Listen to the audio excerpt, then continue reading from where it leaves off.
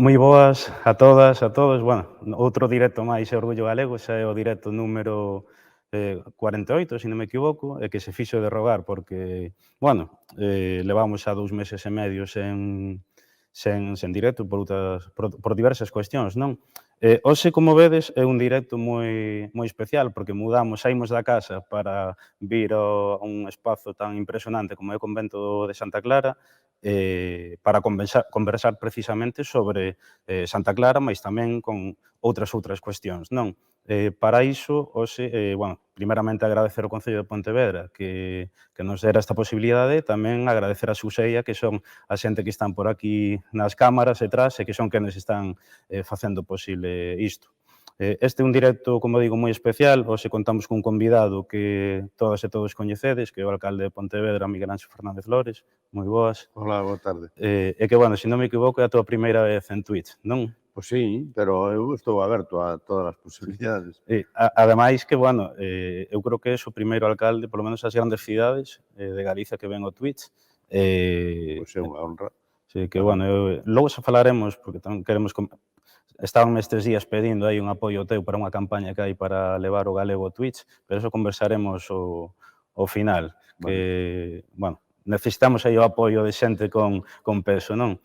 E nada, antes de comezar, comentar que este directo, para toda a xente que non poidades estar hoxe ou que, bueno, que non poidades estar durante todo o directo, vai estar subido a YouTube. E nada máis, vamos a subilo durante as vindeiras semanas, publicitarémolo nas redes e nada, estad atentos porque, bueno, eu creo que vai ser unha conversa que non vai a decepcionar, non? Entón, vamos a comezar xa. Eu quería facerche a primeira pregunta, e é que naciches en Vilalonga hai 68 anos. Como era a vida para unha persoa, para un rapaz, naquela época, ademais, non? Aínda no franquismo, como era a vida para un rapaz nunha zona rural como aquela? Pois era diferente a de agora, é obvio, non? Pero vivíamos con poucas cousas, pero vivíamos máis intensamente, non? Cunha relación directa coa natureza, co agro, cos animais, con unha convivencia no rueiro, nas casas dos veciños. Eu teño, a verdade, que bons recordos desa época, non? Sobre todo nos traballos comunitarios, na malla, no tema de facer o aguardente de noite, con aquelas historias que contábamos, que a verdade que son entrañables. E eu creo que nesa época foi, obviamente, donde me enamorei de Galiza, non? Porque realmente é un país maravilloso que ten moitísimas posibilidades, e aprendimos moitas cousas tamén, porque non nos daban todo feito. Tiñamos que facer todas as cousas. Desde os xogos hasta, non sei, traballar con todo tipo de instrumentos, navallas, machadas, fouciños, facíamos de todo, que agora é máis complicado. E eu creo que disfrutábamos máis que o que disfrutan os nenos agora, non? Bueno, vexo que está por aquí a xente xa deixando algunhas preguntas, así que comentarvos tamén que vai seixando e logo intentarei ir metendo polo medio algunha e tamén ao final pois intentaremos ler pois o máximo posible deles, non? Comentabas que, bueno, eso, que a vida era radicalmente diferente. Ademais, ti estudiaches posteriormente medicina na Universidade de Compostela.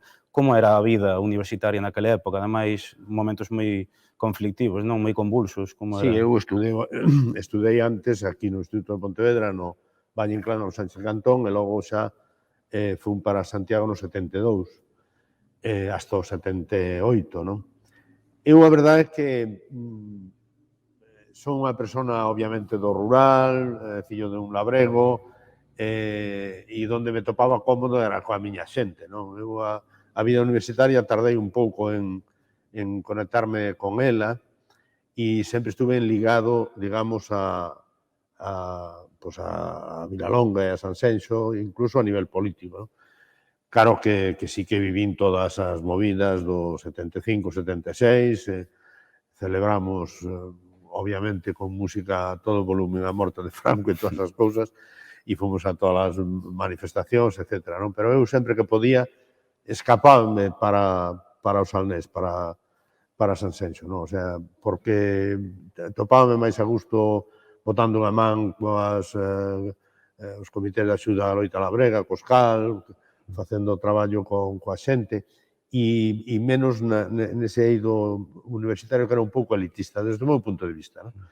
Pero, bueno, obviamente, moi ben. Non? E cando tomaches conciencia política? Porque cando foi o momento no que ti dixeches, bueno, eu creo que o nacionalismo galego de esquerdas penso que é a mellor ferramenta para transformar o meu país e, bueno, para mellorar a vida dos galegos e Sí, galegas, non? non hai un punto de inflexión expresamente, non? Eu, obviamente, fun tropezándome coa situación, coa diglosia, coa esa falta de respeto polo idioma, empezando en Pontevedra, non? En certos sectores. Logo, tamén tiña moita relación coa xente do agro, non? Coa problemática da xente do agro, tamén do mar, porque tiña unha relación bastante importante con Portonovo e coa pesca de baixura. E entón funme meténdome na vida máis que política cultural, non? O que pasa é que a cultura lévate a tomar decisións tamén políticas, non?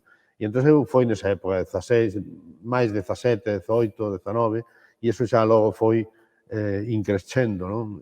As eleccións primeiras do 77, que foron as primeiras eleccións 77, sí, que foron as eleccións xerais. Ao final deixei Santiago, que eu estaba ainda en quinto de carreira, un cuarto, e me viñen como representante do BNG para a zona do Salnés, de toda o partido judicial de Cambados, que collía Cambados, Vila García, Sanxenxo e toda esa zona. Non? Acórdome que sacamos 3.000 votos en esa selección, que non estuvo mal. Sí. Pero, claro, era unha miseria, non? E logo, despois, eso obligoume a ter que apurar moito para acabar a carreira en tempo, non? Porque perdín polo menos 3 meses, non? Facendo cousas que obviamente me impedían estar aí o día coa carreira, non? Falabas dos 3.000 votos aí, algo que che quería preguntar é que a finais dos anos 60 foi cando se comezou a reconstruir novamente o nacionalismo, non? Despois do golpe de Estado que destruíra todo que todas as estruturas que había no país, ainda que é certo que se foi construindo na emigración, non foi ata finais dos 60 que empezaron a construírse as primeiras, outras novas ferramentas, non? Entón, no teu balance de todas estas décadas, como ves a situación do nacionalismo galego, xa non só a nivel electoral, sino organizativo, de estruturas, de presencia social, si pensas que mellorou, non? Eu creo que non ten nada que ver, non?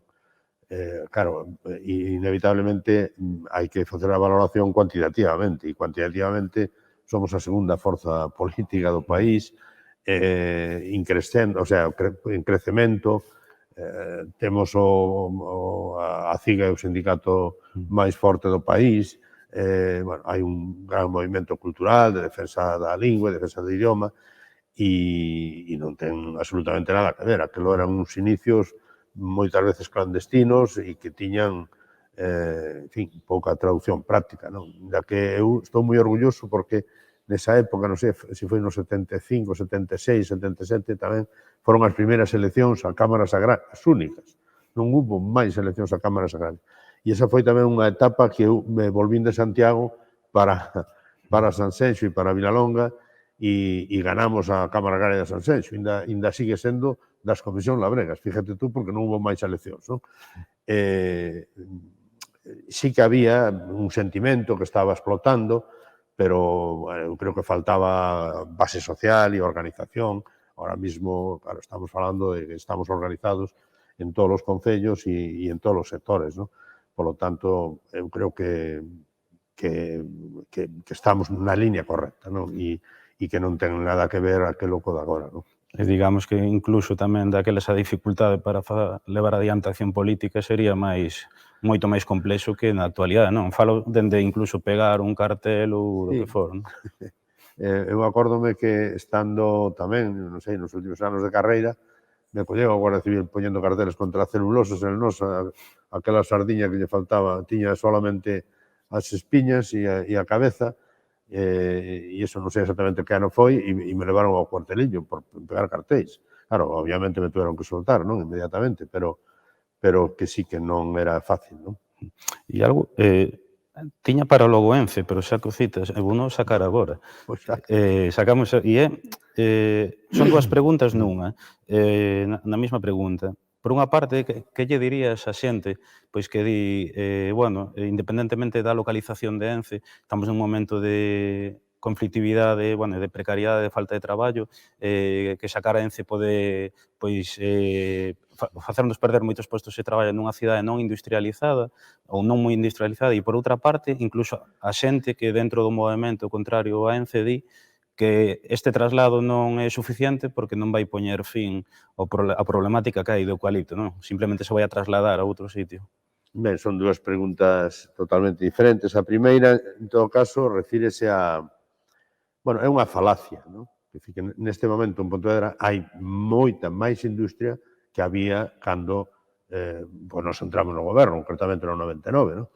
Había, si é certo que estaba Tafisa, Ence, que sigue estando, aínda sigue estando, porque iso parece que xa marchou, e sigue estando aí, e eses postos de traballo son os que son, moi limitados, non? Por dar un dato, en Pontevedra están traballando neste momento sobre 34.000 personas, e en Ence traballan 300. Digo, claro, ou 400, ou 500, é igual, estamos a falar de menos dun 1% do emprego que se xenera na cidade, non? Por lo tanto, non é un drama. Claro, cando eu entrei no goberno no 99, no Polígono Campiño, había unha fábrica de fariñas, Reyes Hermanos, e o resto andaban as cabras a pastar. Non había absolutamente nada. Pois temos empresas que traballan para Citroën, Alude Termoplásticos, que ten 3 ou 4 líneas de traballo tamén, e hai máis de, eu creo que debe andar cerca de 2.500, 2.000 traballadores só no Polígono Campiño. No Porto de Marín Pontevedra tamén, exactamente igual, e hai outro tipo de industrias que están pegando fuerte, non todo é Ence, non? E respecto ao resto, independentemente de que a min doime todos os postos de traballo, non? Pero a solución que ten Ence é trasladarse, porque na ría non pode estar. Se salta absolutamente toda a legislación, a vida é por haber, a autonómica, a municipal, a estatal e o sentido común. Saltase absolutamente todo. E sabían que se tiñan que marchar no 18. E estamos no 22 e ainda non se foron. Respecto ao eucalipto, a ver, o que non hai é política forestal. Non temos unha política forestal. Isto é un estruendo. Aquí ponse eucaliptos en terras de cultivo, non? É dicir, o eucalipto é unha especie invasora que xenera reseca a terra, que favorece os incendios forestais, pero que só se produce en certas zonas. Quero dicir que hai sitios onde só se producen eucaliptos. Bueno, pois se o acotamos e o deixamos aislado perfectamente e se aproveita o resto, non pasaría absolutamente nada, non? E habría sitio para, bueno, de feito, por poñer un exemplo, eu creo que en Galicia se cortan do orden de 9 millóns de toneladas de árboles, maioritariamente eucaliptos, non?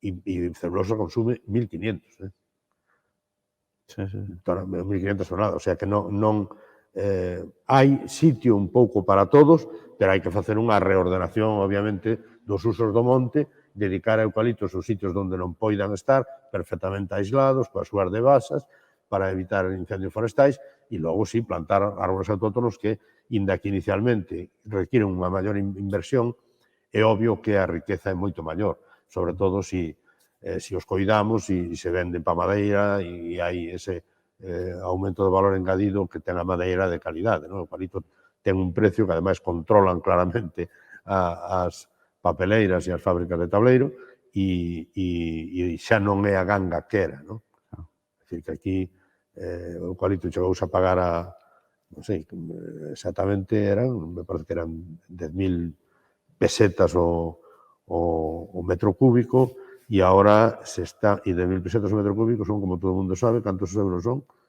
é que xa me perdo aí, 6, non, facemos a conta outro día. Digo que estaba por enriba sobre os 60 euros, 60, probablemente 60 euros o metro cúbico, e agora están por debaixo de 30. 10 anos ou 15 anos despois. E logo, ademais, hai que ter en conta que cando se produce a terceira, cuarta, sobre todo a cuarta corta de eucalipto, olvídate. Ese terreno non vale para nada, hai que sacar todas as cañotas, hai que facer unha inversión moi potente para poder plantar outra cousa. O sea que pan, entre comiñas, para hoxe e moitísima fame para mañá. Claro. E xa antes de pasar ao seguinte punto, ti crees que hai volta atrás nestas sentencias que está vendo alrededor de Ence? Hai posibilidades de que permanezcan na ría ou a marcha é inminente? Bueno, eu espero que non haxa volta atrás. Espero que as sentencias se confirmen, porque ademais os argumentos xurídicos son todos e non hai posibilidade de reconvertir eso. Es que non encaixa por onde se queira mirar, imposible, non? Pero se non se produce, eu que sí teño que decir é que como Concello de Pontevedra e como alcalde de Pontevedra vamos a seguir traballando para buscar todos os métodos de recuperar a ría, non? Porque hai que darlle a volta un pouco ao argumento. O sea, nós queremos recuperar a ría. A celulosa pódese poñer noutro sitio, vale? Que pode ser na provincia de Pontevedra, pode ser en Galicia ou non pode ser. Pero a ría é nosa e é para uns usos que non son para unha fábrica desas características. Foi un erro a súa colocación, pero eu creo que no que respecta ao marisqueo, eu creo que se está desperdiciando, o sea, que non se está traballando ben a ría, non? Hai zonas onde non se produce nada porque non se traballa ou porque a Xunta ou quen sea non fai o que ten que facer, non? Onde hai moitísimo lodo non se produce nada, pois habrá que limpiar, habrá que replantar tanto pesca de baixura como marisqueo, como esparcimento en xeral, como deportes náuticos ou como turismo, ou como que se queira. Hai máis postos de traballo que os que produce Ence, que eu estou plenamente convencido que é un tapón para o crecemento de Pontevedra e de Marín, non? E, bueno, antes de entrar nos seus comezos como bueno, concelleiro, logo posteriormente alcalde, non? Traballaches varios anos como médico de familia. Que lembras desa etapa? Que recordos tes? Bueno, pois é unha etapa maravillosa, porque a min o que me gusta é o contacto coa xente, non? Eu boto de menos esa relación personal, familiar. Ademais, o médico de familia é algo máis que un médico que lle dice, séntate aí que te vou a diagnosticar, non? O médico de familia é como alguén máis da casa, non? Que te aconsellas, que che preguntan, que falas, que tal. E eu boto moito de falta eso, non? E a miña experiencia que foi en Mosteiro, en Pol, e tamén logo en Samos, en Lóuzara, bueno, é unha experiencia que eu creo que todo o mundo debía vivir, non? Porque entras en contacto coa vida. Eu cenaba na casa de pacientes conocidos, conocía interiormente como funcionaba todo. Tamén naquel momento estaba moi relacionado tamén co BNG e coas labregas e con todo. E fui un concelleiro en Samos, un ano, que eso non o tes posto aí, antes de ser alcalde de Pontevedra. Fui un concelleiro en Samos e o único concelleiro. É curioso porque eu creo que non sei se presentaría 20 ou 30 mocións en menos dun ano e nas deben estar tratando ahora todas sobre temas máis variados, non? Pero, bueno, é unha experiencia que a min, se a xente pudera vivir esa experiencia, debería vivila, non? Porque enriquecete moito, non? E eu a verdade que ese dato non o sabía. En que ano foi a lei de Pois eu concelleiro? foi nas eleccións do 83, de marzo a outubro estuve ali, porque logo me viñen no 83, me trasladei para Pontevedra. E logo me presentei aquí no 87, nas siguientes. E falando xa desas, a parte de 1987 o ano que nacín eu, fuches escollido como concelleiro en Pontevedra e, de feito, ese eras o único representante do BNG, se non me equivoco. Como foron eses inicios na política municipal? Bueno, aquí había, cando viñen para Pontevedra, tratei de pasar desapercibido uns meses por descansar. En Lugo era un certo conflito tamén, e estaba un pouco así, bueno, vamos a descansar un pouco, pero, bueno, foi imposible, porque aos 2 ou 3 meses xa contactou comigo a xente de aquí do BNG, había un equipo que estaban amigos da cultura, que estaban a adega, que estaba... e empezamos a traballar, non? E empezamos a traballar desde o ano 83, mellor 84, 85, e no 87 xa, bueno, pois decidiu colectivamente, como nós decidimos as cousas, decidiu que encabezase a lista, non? E, bueno, pois se traballou moito e ao final pois tivemos a primeira representación que recuperamos, porque era unha representación de Pilar Allegue no ano 79. Logo perdeuse no 83 e volvemos a recuperar no 87. E algo, claro, vendo os datos, vendo así con perspectiva, algo que me sorprendeu foi que no 87 sairas ti, logo creo que no 91 xa se pasara a 4, 4, sí. no 95 a 7, e Sí. logo xa no 99 foi cando se conseguiu a alcaldía, Un non? crecemento Claro, pero que pasou exponencial. aí? Porque eso, claro, pasar de 1 a ter a alcaldía, Bueno, como se pois explica iso? que naquel momento coincideu que había un gran equipo de xente que prácticamente, se vemos as candidaturas do 87, do 91, do 95 e do 99, pois non sei se habría unha variación dun 3 ou 4%. Era un equipo moi compacto de xente que se non estaba de concelleiro estaba apoiando desde fora, que estuvo traballando, é o que explicamos, por aí, cando vamos a explicar o modelo de Pontevedra, explicamos que nós estuvemos 12 anos na oposición. E na oposición é onde se fan proxectos alternativos ao goberno. E hai que facelos con conocemento de causa, conocer en profundidade o Concello, conocer as súas necesidades, as súas eivas e elaborar un proxecto alternativo diferente. E ao goberno hai que chegar aprendido, sabendo o que se quere facer. E logo ese proxecto sometido á opinión dos cidadáns nas eleccións. Non? Hai algunha xente que lle extraña, é dicir, é que vos peatonalizaste o centro histórico, que son casi 300.000 metros cuadrados, en un mes de goberno, con un bando de alcaldía e tal. Pero, oiga, había un compromiso electoral en ese sentido, unha negociación profunda cos comerciantes e os veciños do centro histórico, e ganamos as eleccións, ou polo menos ganamos a alcaldía, e éramos a segunda forza máis votada, pero eu creo que eso foi un refrendo dos ciudadanos. Aos políticos sempre lle din, é que dicen cousas pero non as cumplen, non? Se as cumples, eu creo que é o que tens que facer, cumplir o que te comprometes a facer, non? Entón, aí eu creo que foi onde se estuvo elaborando ese proxecto, que era un proxecto alternativo a unha cidade que estaba en declive, unha cidade que era unha cidade triste, nós sempre damos algúns datos que son no centro de Pontevedra, no kilómetro cuadrado que ten o centro de Pontevedra, incluído o centro histórico, Iván Sánchez 1800, aí entraban casi 100.000 coches ao día. Non? Tiña unha intensidade media diaria que triplicaba a intensidade media dos 4 ou 5 kilómetros cuadrados do centro de Madrid, triplicaba, e quintuplicaba a do downtown de Londres. ¿No?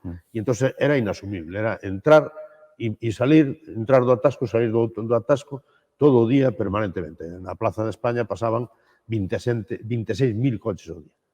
Cando pasaban pola circunvalación da AP9 pasaban 24. Eso era unha locura, non? Algo había que facer e iso foi o que estivemos traballando, lendo o que se estaba facendo en todo o mundo, ou polo menos o que escribía moita xente en todo o mundo, porque hai moito escrito, non inventamos nada, o que fixemos foi adaptar todo o que estaba escrito para mellorar as cidades, para facelas máis habitables, para respetar, obviamente, a autonomía das persoas, etc. etc. Para eso, fixemos ese proxecto adaptado á cidade de Pontevedra. Non? E a verdade é que, bueno, funcionou, non? Sin embargo, tamén, eses primeiros anos xa na alcaldía, incluso ese proceso de transformación urbana tivo, polo menos os primeiros anos, logo houve unha recuperación, tivo un custe electoral a curto prazo que non a longo prazo, non? Non, electoral non tuvo, porque, bueno, logo podemos falar deso. Sí que hubo unha oposición, que era unha oposición política, mayoritariamente partidaria, non política, da oposición, e tamén algunha por medo aos cambios, non? A xente tiña medo aos cambios. E, de feito, eu teño xente que mo dice ahora, dice, joder, cando me quitaste o coche da zona monumental me cabrei, e estuve cabreado 2 ou 3 anos. Ao final, 2, 3, 4, 5 ou 6, a xente dase conta de que era inevitable facer eso e que lle mellorou a súa calidade de vida. Non? Por lo tanto, esa oposición desaparece en canto. Logo, a oposición recalcitrante que se vai a poñer é a mesma, sigue habendo ahora.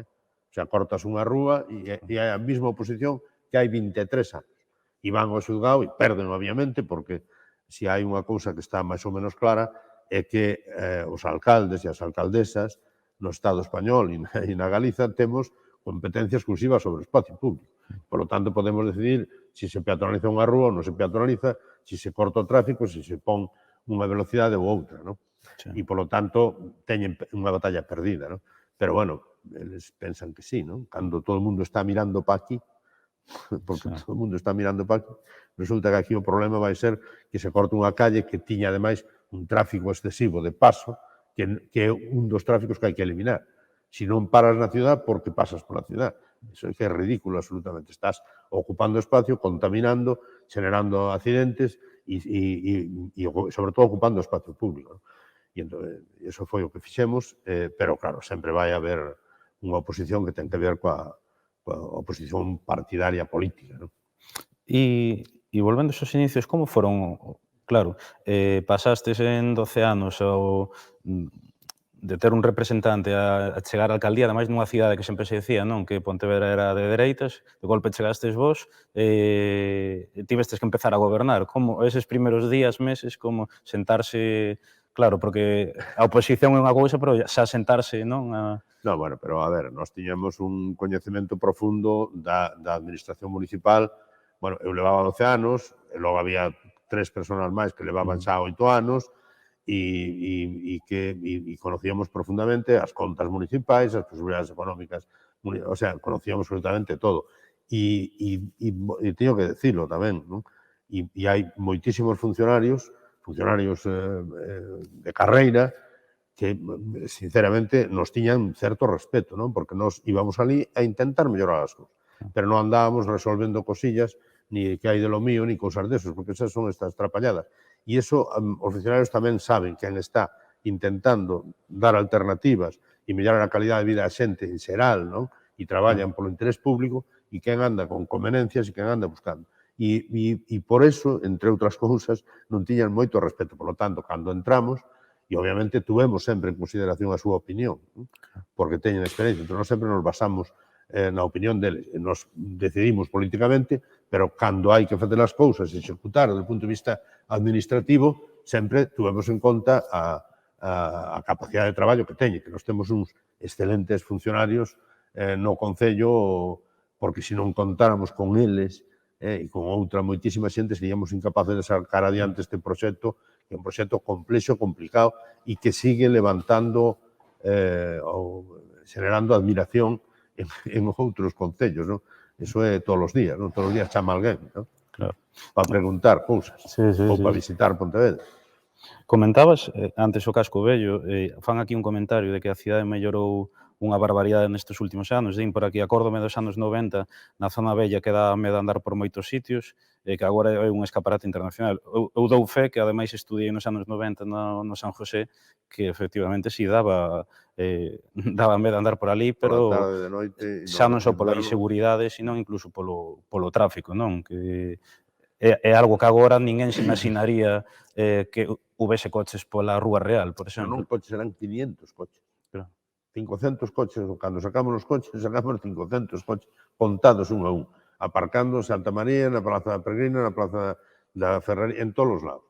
E iso imposibilitaba, por un lado, pois que a xente percibira a beleza, non, da zona monumental, mesmo a ver os escaparates, atrancaban as portas, mesmo que pasaran servicios de emerxencia, porque hai rúas onde aparcas un coche e malamente pasa unha ambulancia ou outra cousa, non? Incluso que se limpara, non? E logo fixos unha labor que nunca se comenta, que é levantar todas as rúas, meterlle os servicios máis modernos. Hai que ter en conta que Pontevedra foi o primeiro centro histórico, polo menos da Galiza, non? Cableado con fibra e con gas cidade. E, polo tanto, calquer empresa ou calquer persona que queira tal, no centro histórico pode facer unha actividade absolutamente normal, que noutros centros históricos, non digo nada, pois seguimos coa bombona de butano ao lombo, non?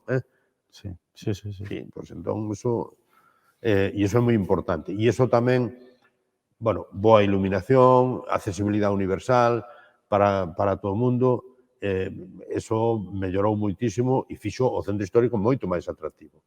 E logo, detrás de toda esa inversión pública no espacio público, deu a inversión privada, porque revalorizouse absolutamente todo, entón xa era rentable invertir no centro histórico. Claro, ao final, os negocios que hai no Casco Vello, porque a xente lle ve potencialidade esa zona, non? E vai a ter máis, cada vez máis, non? E logo, xa, falando sobre outras cuestións, unha pregunta, bueno, que nos enviou moitas veces estes días a xente, non? E que ademais nos vemos que hai xente pois nova do noso entorno que nos pregunta é arredor do skatepark, de como Ah, está iso, pode estar antes de que remate a legislatura, pode ser Raíña Vitoria unha zona, non, para el? mira, non é unha legislatura, Eso é que é un tema que eu me empeño sempre en aclarar. Nós non legislamos, as legislaturas son para legislar, é o Parlamento, ou galego, ou español, ou europeo, pero nós exercemos mandatos. E a verdad, teño que entonar o mea culpa, é como a lei de Murphy, tío, pois nos coincidiron, tivemos un proxecto para debaixo da autopista, non nos deixou Fomento, tivemos adxudicado, tivemos outro proxecto para a zona da Beira da Ría tampouco, fixemos outro proxecto para a universidade, cambiou en fin, o reitorado, e tampouco fomos capaces de sacarlos adiante, e agora temos unha alternativa intermedia, que é utilizar Raíña Vitoria tamén con algúns aparatos que si ben non son half destes grandísimos, dese tipo, podían utilizarse fora da época das festas, que utilizamos xa para as festas, se vai facer aí, non? E en principio está xa previsto poñer plataforma única e deixado pasar pois, as peregrinas, intentaremos facelo o antes posible. Pero non desbotamos a posibilidade de facer, porque temos un proxecto de casi 600.000 euros, medio millón de euros, negociado con eles, un skatepark para poñer na entrada do campus universitario, que sería incluso de competición, de poder facer competición deportivas aí. Pero eso non saleu pois, por a lei de Murphy, máis que nada, por coincidencias que, en fin, a veces pasan, non? E logo unha pregunta que deixan por aquí que ten que ver co maior uso da bicicleta derivado tamén da peonalización, non? E é que cando se pode acondicionar un lugar en Pontevedra para o lavado de bicis, porque din por aquí que non hai ningún na actualidade. Eu non sei se iso é unha cousa que teña que preocuparse o Concello, non? Porque teria que tamén preocuparse polo lavado de coches. Eu creo que decir que a bici, pois supónse que o farán non me digas, é un tema que non se me ocorreu, pero se o plantea alguén, pois o veremos, non? Pero creo que non é unha necesidade ni sequera unha competencia do Concello. Aquí aumentou moito o uso de bicis, de todas maneiras hai que a xente que non se espere que vai a ser un uso masivo das bicis, non? Porque, obviamente, as distancias que hai en Pontevedra son perfectamente para facer andando. E entón, o 80-90% dos desplazamentos son andando, porque non hai prácticamente distancias. Entón, a bici ten, non sei, un 4, 5 ou 6%, podes incrementar, pero non vai a ser Ámsterdam isto, non? Ni queremos que sea Ámsterdam, que logo as bicis están sustituindo os coches e invadindo as aceras e os peatóns pola calzada. Quer dizer que eso tampouco é o que a bici debe ser compatible co tráfico peonil. De feito, nós decimos que non queremos carril bici no centro da cidade. A bici ten que ir pola calzada con velocidade 10 ou 20 ou 30 e desde logo polas zonas peonis ten que ir á velocidade que van os peóns ou polo menos respetando os peóns. E iso é un tema que hai que dicir. As cidades non son para correr. Iso hai que decilo e solamente se pode correr nas cidades o metro, porque ni sequera os autobuses ten que correr nas cidades. As cidades son espacios de convivencia e as distancias non son tan grandes como para que vayas a unha velocidade superior a 30 por hora. E unha pregunta que deixan por aquí é que opinión se merece o nivel político da oposición na cidade de Pontevedra? Bueno, a ver, sinceramente, non? A nós, eu creo que calquera alcalde gustaría ter unha oposición que contraste opinións, que teña alternativas, non? E se non che gusta o modelo que temos, ofréceme outro, pero o que non podo facer é críticas baratas, demagóxicas, que non me levan a ningún lado, non? E a min voto en falta unha oposición que teña alternativas e que che faga poñer as pilas, non? E que aporte cousas, non? E cando digo eso, nos gustaría a oposición e o movimento veciñal representativo e o movimento empresarial representativo, etc. Que tú poidas debater cousas e que sea representativo do sector, non? Porque hai veces en que non ocorre eso. Bueno, eu xa digo, eu creo que ten pouco nivel, vale? E non ten alternativa. Bueno, non hai unha alternativa, dice unha vez unhas cousas, outra vez outras, e iso non é bo. Non é bo para Pontevedra. Bueno, unha cuestión que che quería preguntar e que, bueno, é xa o motivo de estar aquí hoxe neste convento, non? É esa operación que se iniciou de negociación para recuperar un espazo como é o convento de Santa Clara, que hai uns meses anunciastes que xa formaba parte, non? Dende ese día do patrimonio da cidade, dos pontevedreses e das pontevedresas, como se iniciou esa negociación, esa idea incluso, non? De poder incorporar un espazo tan grande, tan importante. Bueno, nos tiñamos botado o ollo, hai que decirlo. Tiñamos botado o ollo cando vimos que iba disminuindo, digamos, en fin, as moxas de clausura. Ao final chegou un momento en que había, non sei se 2 ou 3, e con unhas idades moi elevadas, e ao final, pois, abandonaron a clausura, non? E estábamos, en fin, pendentes de todo eso. En canto elas se marcharon, pois, obviamente, fomos a negociar coas clarisas para decirlles que tiñamos interés. Bueno, tiñamos varios intereses. O primeiro interese é que non se deteriorara todo o patrimonio arquitectónico que había. Tiñamos interese en incorporarlo á cidade, no grado que fora, non? Que só podemos incorporar os xardíns, incorporamos os xardíns, que só podemos, bueno, pues, deixamos abertas todas as posibilidades, porque ademais foi unha operación impresionante. Eu creo que non hubo ninguna desde finais do século XVIII, cando se incorporou coa desamortización a Praza da Ferrería e parte dos conventos dos franciscanos de San Francisco. Non hubo outra operación parecida, e tamén se ampliou a Alameda, e tamén, bueno, aí se fixo ao revés, que foi desfacer a muralla e Santo Domingo, non? Que se quedaron as ruínas. Entón, esa é unha operación que se produce, pois, cada século se produce, non? Por lo tanto, e a min ainda sigue asombrándome ese interés que manifesta a maioría dos cidadáns por conocer Santa Clara, non? Se ten que ver con morbo da clausura, pero é graciosísimo. Hai un señor que me mandou un WhatsApp que decía: toda a miña vida mirando Santa Clara desde a miña casa, e agora podo ver a miña casa desde Santa Clara, cando estaba visitando os xardíns, non? E pasaron por aquí nos 6 meses, pois foi 6 meses, 7.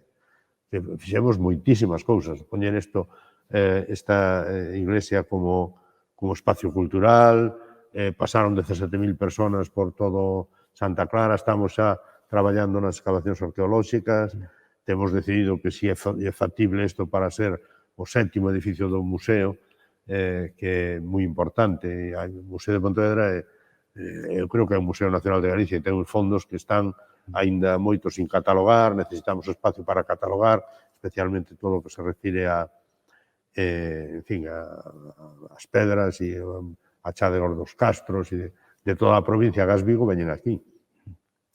E se fora posible eso, pues ampliaríamos a capacidade do museo casi hasta 30.000 metros cuadrados, que é unha barbaridade. Hai que ter en conta que, non sei se o Prado ten 40.000, estamos falando de palabras maiores, non?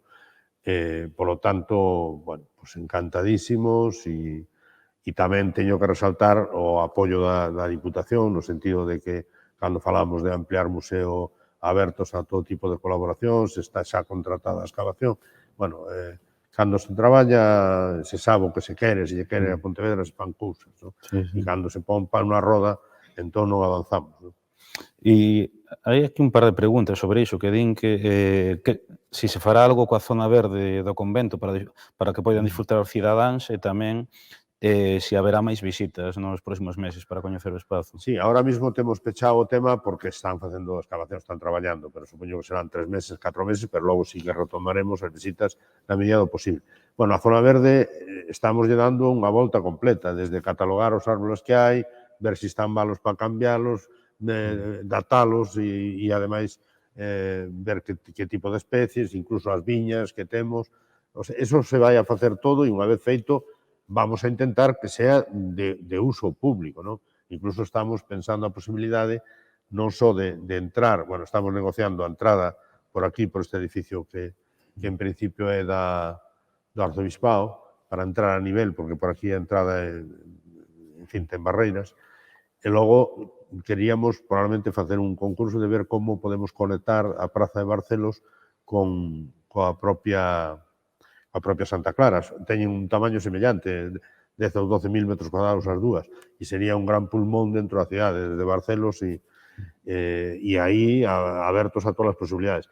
Isto vai se ceder á Diputación para que si sirve para museo, de maneira que a Diputación xa teña competencia exclusiva para facer o que teña que facer, pero nós vamos a reservarnos o uso do espacio verde para uso público, non?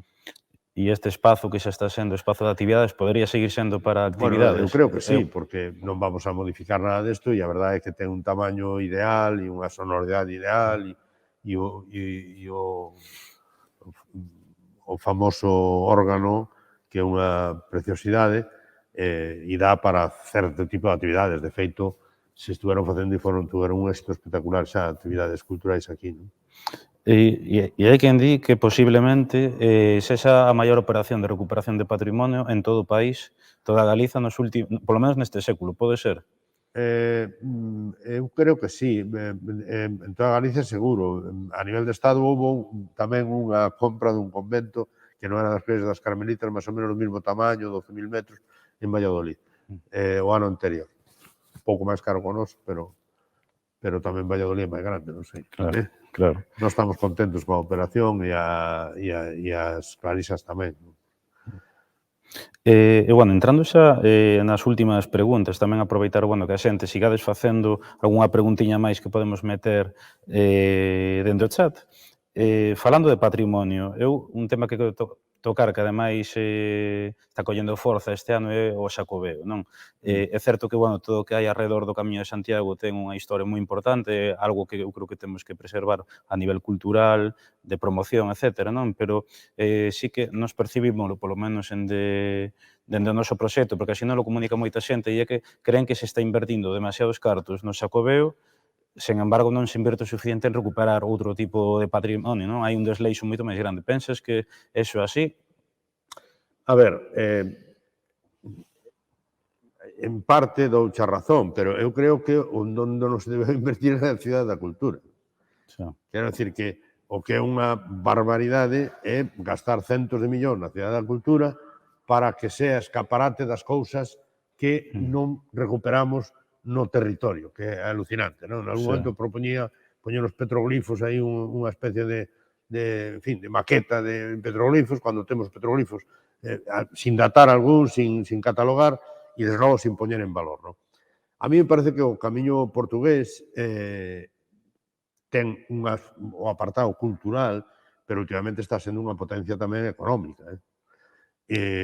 Nos, polo menos en Pontevedra, fixemos unha inversión moi potente, igual que fixemos en toda a cidade, pero o camiño tuvo certa preferencia.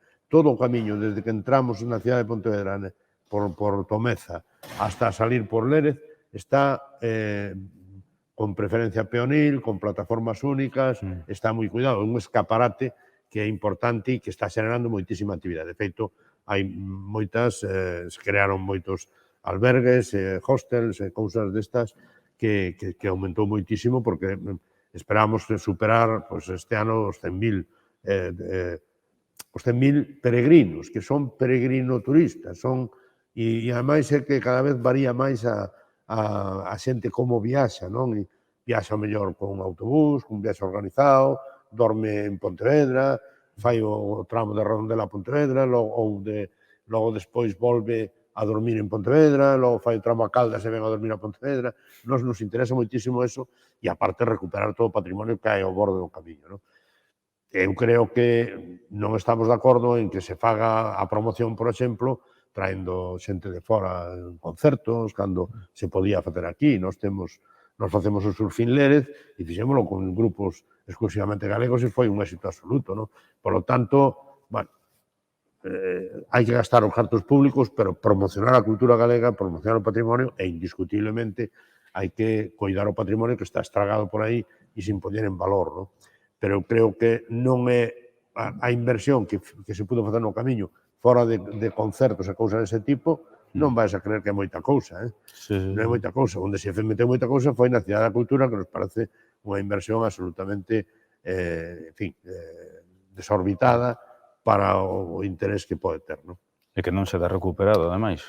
Vale. E que eses cartos, que foron moitos centos de millóns, sí que se podían ter recuperado Castro, se podían ter recuperado Mamo, se podían ter recuperado o arte rupestre, e se podía ter invertido tamén no camiño, en facer un camiño. E logo tamén que o camiño cada vez está máis diversificado, entón non é só o camiño primitivo, nin o francés, nin o portugués, nin o da costa, nin o inglés, quer dizer que está generando moita actividade económica e atractivo, queiras ou non, quer dizer que vai haber máis xente polo Xacobeo, que vai haber máis xente a ver o modelo urbano de Pontevedra, eso é indiscutible. Entón, temos que estar ao que estar. Decía, non sei, outro día, todo que veña a rede peixe. Claro, claro. Vale, entón, valenos o modelo urbano, valenos as playas, valenos a gastronomía, valenos o camiño, valenos o patrimonio, valenos o patrimonio natural, valenos moitísimas cousas. E eu creo que hai un recorrido moi grande, moi grande, e Galiza sigue sendo a gran desconocida. E a mí non hai que me quite, somos un país rico que está empobrecido por políticas que non están feitas cos pés na terra. E cando non lle queres ao país, ou cando non queres, entón non hai alternativa, estás pensando noutra cousa. Vale, entón non funciona. Sí. E unha pregunta que fan aquí é sobre o destape do Gafo, se hai avances. Bueno, a ver, o Gafos tapouse hai 50 anos, foi un erro no seu día, como la copa a un pino. É moi costoso levantar eso, non? Estamos agora traballando con fondos europeos a ver se podemos facelo. Hai que facelo. En canto teñamos fondos, farémolo. Por partes, non? E ademais hai que facelo porque ademais toda esa cuberta está nun estado lamentable e temos que intervir, obviamente, non? Pero é un proxecto que a xente saiba complexo. Desde logo non vai a ser un río naturalizado, renaturalizado, cos seus meandros e con cousas. Vai haber que, de alguna forma, canalizalo, vai a estar á vista e todo demais, é bo porque tamén pode haber algún vertigo que se nos escape e entón se ve mellor, bueno, pero é unha obra de infraestructura cara. E entón, bueno, non se pode facer todo ao mesmo tempo, non se pode facer todo ao mesmo tempo. Se alguén pensa que aquí non atamos os cans por longanizas, aquí usamos as pesetas e os pesos e os euros, sacamos a máxima rentabilidade posible e a veces nos equivocamos, porque priorizamos unhas cousas e debíamos priorizar outras, pero todo se fará, se fará. Hai un proxecto a medio plazo en marcha. Bueno, pois eu creo que con eso a xente, porque, bueno, por aquí comentan e é certo que, bueno, claro, en perspectiva do que son os anos, xa o Gafos o que está agora accesible para a xente era imposible, agora temos eso, pero claro, a xente sempre, pois é lógico, non quere ir avanzando nesa recuperación. Vamos incorporando cousas, agora se levantou na zona da estación, que foi unha demanda do Concello para na zona da estación levantalo, queda unha parte hacia Tomeza de salida que hai que continuar ese paseo. Tamén é moi mellorable a parte que está ao aire no desembocadura, unha zona preciosa que hai que invertir aí tamén, e no outro caso, cando teñamos fondos, o faremos inmediatamente. E xa, entrando neste final de entrevista, no vindeiro ano temos as eleccións municipais, anunciaxe recentemente que te ibas a volver a presentar, con isto xa son 24 anos, se non me equivoco, non? Que propostas novas tedes para a xente, para toda a xente de Pontevedra que nos está vendo, que di, bueno, despois de todo feito xa 24 anos, que novas propostas hai para a xente? Cousas que digades, bueno, pois a seguinte mandato vai ser isto, isto e isto. Bueno, estamos traballando en ese tema. En todo caso, as cidades se construyen ao cabo dos anos, das décadas, dos séculos, e non se acaban de construir nunca, non? E nós temos feito moitas cousas, pero tamén decimos que o feito está ben feito, porque estamos orgullosos do que fixemos e queremos que a gran parte da ciudadanía tamén, dos veciños e veciños de Pontevedra tamén, pero o mundo está cambiando e hai novos retos e novos soños que temos que sacar pa diante, non? E, a ver, desde mellorar a calidad de vida a todo mundo, viva en donde viva, non? Que estamos facendo un investimento moi potente no rural, pero nos barrios tamén, pero hai que seguir traballando, non se acaba eso nunca, non? Hasta garantizar, porque a mí me preocupa moito, a tratar a todo o mundo con equidade, non? Non intentar que todo o mundo teña os mesmos dereitos e facer un traballo no sentido. Logo, despois, hai cousas importantísimas, non? Que ten que ver, pois, poñer en valor a ría de Pontevedra, poñer en valor o monte. Traballamos moito xa no monte, pero temos que seguir traballando. Temos 2 parques forestales, un de 400 e outro de 80 hectáreas, en colaboración coas comunidades de montes, que é importante, porque o monte periurbano é o que nos garantiza tamén calidade do aire, non? Bueno, seguir traballando na seguridade vial, obviamente poñer en valor todo este patrimonio que acabamos de adquirir de Santa Clara, non sei, estamos traballando no tema de residuos sólidos domésticos, coa compostaxe, que temos avanzado moito, pero eso require tamén moitísima colaboración cidadana, non? E a pandemia, unha das cousas negativas que tivo, foi que non tuvemos contacto coa xente, non pudemos facer asamblea, non pudemos explicar cousas, non? E hai un retraso en ese tema, independentemente de que non hai ningún concello de gran capital que estea á altura que está Pontevedra en todo o Estado, a nivel de o que temos avanzado en compostaxe individual, compostaxe comunitario, na recollida con contenedor marrón, levar a planta de compostaxe, hai que facer a planta, etc. Estamos traballando co transporte a demanda, que é unha necesidade nun concello, bueno, en Galicia todos os concellos teñen unha dispersión moi grande, non? E temos que conseguir que a xente teña os servicios, a xente que non ten outra alternativa, que teña un servicio que lle resolva o problema, pero cun precio absolutamente razonable. Non nos somos partidarios de que os autobuses anden polas corredoiras con 2 ou 3 persoas, que iso non é nin ecolóxico nin económico, non é nada, iso é un horror. E estamos traballando con transporte a demanda, que eu creo que as experiencias que estamos tendo son positivas e esperamos implantarlo inmediatamente, non? Bueno, e máis cousas, non? Pero que e cousas que ademais van a levar tempo, porque os proxectos levan tempo.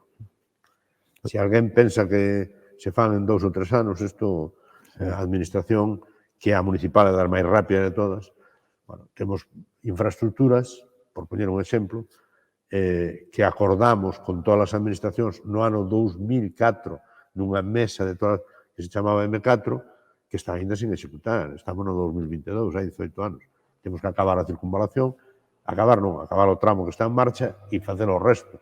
Pontevedra sigue sendo a única cidade que non ten unha circunvalación libre de peaxe de todo o Estado, probablemente, non?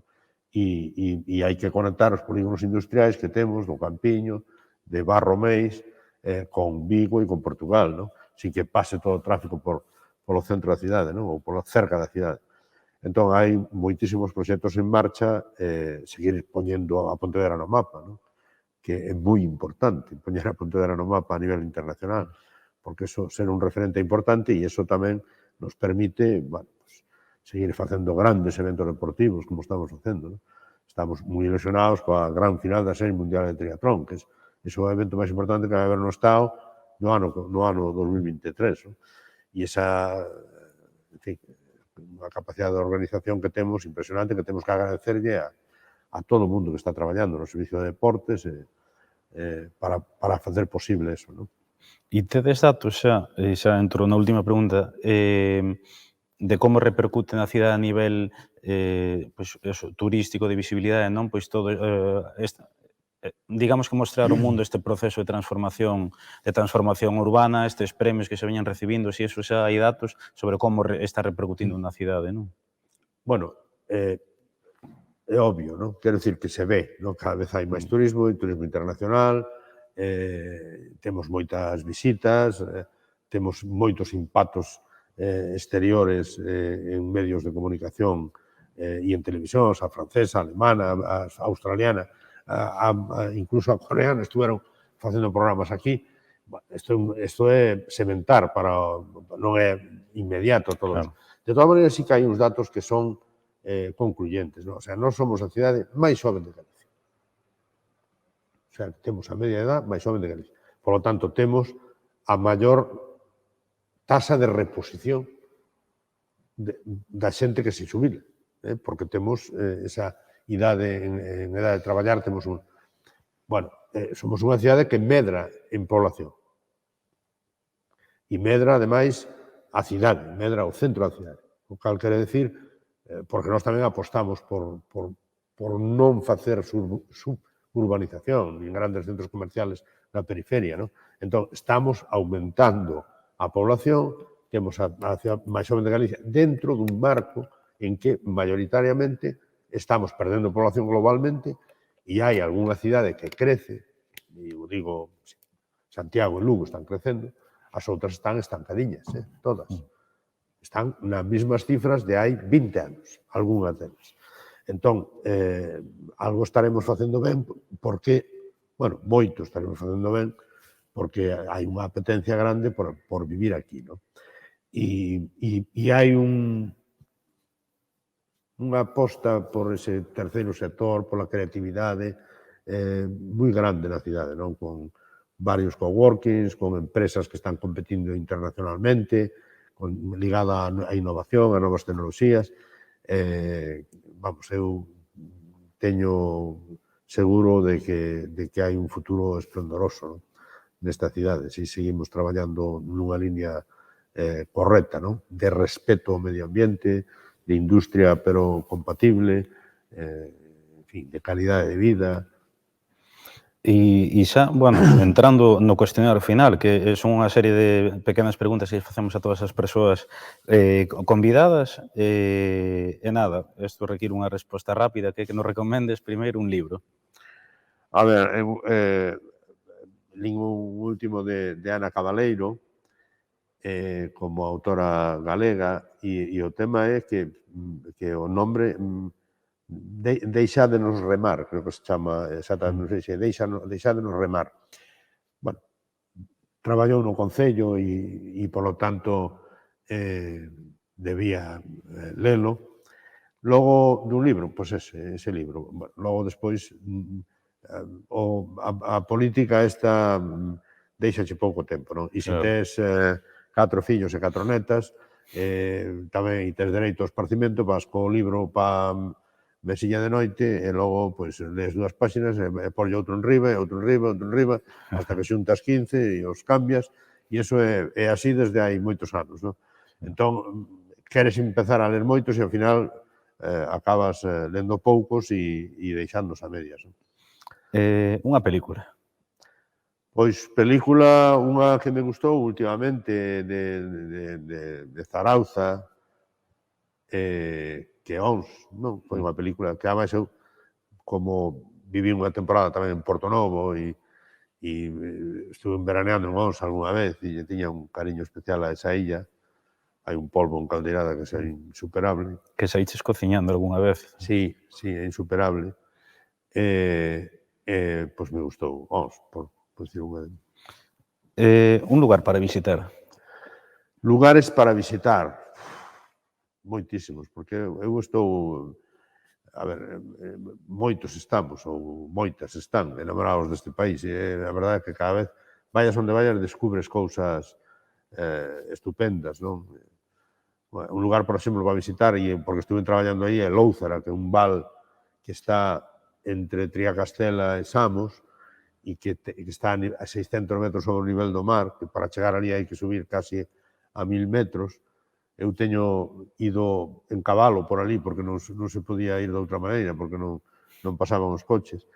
E ten un río, o río Lóuzara, que ten troitas e un sitio espectacular que neste momento está abandonado. Se non creo Caixa, no tempo que estuve en Marido Médico vivían as 600 personas, 700, e agora non sei se habrá 50. Levei unha decepción, é un problema de desertización preocupante. E logo, un creador ou unha creadora de contido en galego, pero isto no seu sentido máis amplo, un escritor, escritora, un artista... Bueno, eu... A ver, hai unha escritora que para min é absolutamente fundamental e precursora, que é Rosalía, e hai un escritor, artista e político que é fundamental, que é Castelao. E, por lo tanto, eses dous non son creadores de contidos, en fin, que son... Sí, máis actuais, igual. Máis actuais? Sí. Unha persoa agora que, pois, alguén... Bueno, eu vou a decir unha persoa que lle vai a extrañar a xente como político, actual, que é César Mosqueira, vicepresidente da Diputación e un traballador incansable por este país que ten unha mente privilexiada e unha capacidade de traballo e unha clarividencia política excepcional. E por último, que significa para ti orgullo galego, ter orgullo de ser galego? Bueno, pois eu creo que iso é a cerne de todo, non? É dicir, que a mí me parece absolutamente fundamental. E eu creo que ou conseguimos que moita xente aposte pola defensa do seu e por forzas políticas propias e por defender este país e convencido de que podemos, de que somos quen de facer calquera cousa. Claro, que iso o sea, cada vez me dá máis rabia e non me gusta, non? A xente que está chormicando e que allá, aquí acá nos como allá, esas cosas, non? Que decían algúns inmigrantes, non me gusta, non? Eu creo que nós vivimos nun país rico, que ten unhas potencialidades impresionantes, que somos capaces de facer o que sea, pero o que sea non estou dicindo investigación, ao máis alto nivel. Claro, aquí hai un señor que os seus pais eran de Lérez e iban de vez en cuando, que foi un dos que baixou o bicho ese a Marte, non? Traballando na NASA, joder, chama Villeira. Quer decir que ou temos un señor que é unha, bueno, ahora non me sale o nome, que estivo comigo, que é unha figura mundial no genoma humano en investigación xenética, non? Que é Carracedo, vale? Claro, é que é alucinante. E, polo tanto, non facemos máis cousas porque non temos oportunidades. Hai moitos investigadores que están fora, pero é que temos empresarios que son capaces de venderlle roupas aos chinos, non? Non sei se me entiendes. Agora falas en China, pero estamos aí. Entón, cal é o problema? Cal é o problema deste país? Cal é o problema? Que ten agua, que ten viño, que ten absolutamente de todo. Que ten marisco, que ten... Oiga, pues algo está funcionando mal, Eu digo, algunha vez que decía, pues alguén nos está jodendo, non? Para que nos, falando en plata, porque senón non lo entendes, non? O sea, temos xente lista como un gallo. Cando van para fora, acaban facendo negocios en todos os sitios. Temos investigadores, es que é alucinante, temos un país onde nacen as pedras, as ervas nas pedras das catedrales. E digo, tía, que pasa aquí? Producimos enerxía e resulta que nos la cobran máis cara que lle vendemos aos outros. Oiga, isto non pode ser. Non pode ser. Entón, si se plantean as cousas de outra maneira, isto ten que cambiar, e punto, non? E nós temos capacidade de que viva aquí dignamente e traballe aquí os nosos fillos, os nosos netos e os avós, e máis os que están fora, que poden vir para aquí, e máis os que queiran vir a aportar cousas a este país de fora, porque ademais estamos perdendo población e necesitamos población. E sitio onde traballar vai haber, E, bueno, con isto rematamos, pero sí que che quería retomar o que falábamos ao principio de, bueno, Twitch é unha plataforma de emisión en directo, sobre todo, bueno, para xente moza, pero non moza tamén, pero principalmente moza, non? E unha das campañas que hai do Twitch en galego é intentar conseguir que esta plataforma conte co galego como un idioma de uso pois nas súas comunicacións, como xa sucede, bueno, co castelán, co inglés, os cataláns xa conseguiron, agora estamos os vascos e os galegos, non? Porque eso, se o galego é unha das opcións a escoller nesa plataforma, axuda a posicionar, pois a poder meter anuncios en galego, bueno, moitas cousas, non? Entón, hai unha campaña de recollida de asinaturas, entón, bueno, non sei... Eu asino rapidamente, é unha mensaxe de apoio. Por vía electrónica. É que, a ver, en galego estamos no mundo, non? E temos que estar orgullosos da nosa lingua, non? Porque é nosa, é diferente, e ten que ver co territorio, ten que ver coa nosa forma de ocupar o territorio, coa nosa natureza, cos nosos animais, coas nosas... Vou che contar un chiste, home, que me acordo agora, porque os portugueses, bueno, contan a historia, dicen, nós temos apelidos, que son os apelidos, temos apelido Bidueira, Loureiro, Maceira, Pereira, Silveira, bueno, todos os que queiras, dixo, mas non temos eucaliptiño, non temos eucaliptiño. Quer dizer, que é unha demostración de que o eucalipto é unha especie foránea porque non ten apelidos, non forma parte do territorio, e que as árbores tamén forman parte da nosa historia, non? E, polo tanto, o idioma é absolutamente fundamental, non? E E o idioma, e querer o idioma, e estar orgulloso do teu idioma. Orgullo Galego, de logo, o programa está espléndido, non? Eu quero dicir, deberíamos basar absolutamente todo. Temos que sentirnos orgullosos do que somos. Es que, se non nos sentimos orgullosos do que somos, entón non somos capaces de facer absolutamente nada. Entón, é fundamental o orgullo, non?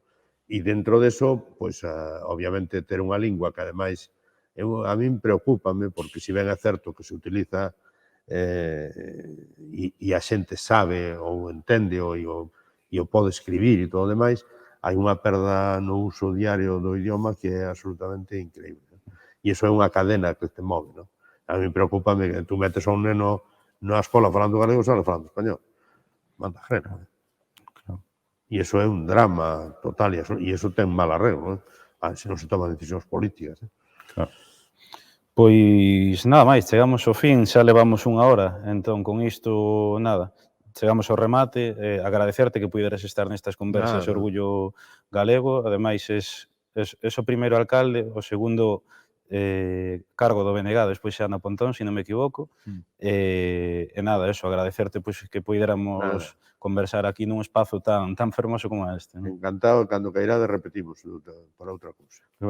Dicían por aquí que había que convertir isto nun estilo a lo presidente e unha vez ao mes repetir, non? Bueno, non sei se unha vez ao mes, pero eu creo que repetiremos, claro que sí. Nada, vos tamén que estades aquí conectados, chegamos a estar máis de 45 persoas, agradecervos que estiverades neste directo, eso, a xente que saibades que non puido estar hoxe no directo, vamos a telo subido en YouTube, e tamén non vamos a tardar outros 2 meses e medio en estar sen emitir. Precisamente a vindeira semana temos unha nova conversa con Eva Moreda, que é unha galega asturiana, é do EO Navia, e ela é un deses portentos que temos, que tamén comentaba Miguel Anxo, é musicóloga, profesora de musicoloxía na Universidade de Glasgow, e vai a falar sobre a importancia da música tanto no Camiño de Santiago, tamén no Códice Calistino e o Reino de Galiza como centro de peregrinación e todo o que nos trouxo o Camiño de Santiago a nivel cultural, non? Isto é unha charla que temos dentro dunha campaña que mañá anunciaremos sobre o Reino de Galiza, anunciaremos a mañá e o venres a ir ao cartaz, e nada, xa vos digo, animarvos a vir o día 20 ás 9 tamén polo Twitch. Nada máis, deixámoslo por aquí, graciñas, a vexo que estades comentando por aquí polo chat, a xente dá os parabéns, danche a ti tamén os parabéns, e nada, vémonos o vindeiro día 20. Veña, chao.